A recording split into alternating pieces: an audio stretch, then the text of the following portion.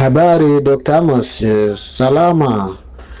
Samahani kwa kuwa kimya kidogo, ila nashukuru Mungu baada ya kumaliza zile dawa. Huu mwezi niko vizuri, nashukuru. Huu mwezi wa pili sukari yangu imepona kabisa, zile ganzi za miguu kuwaka moto pia sioni sasa hivi, mwili umerudi kama zamani. Nashukuru Mungu. Mungu akubariki sana.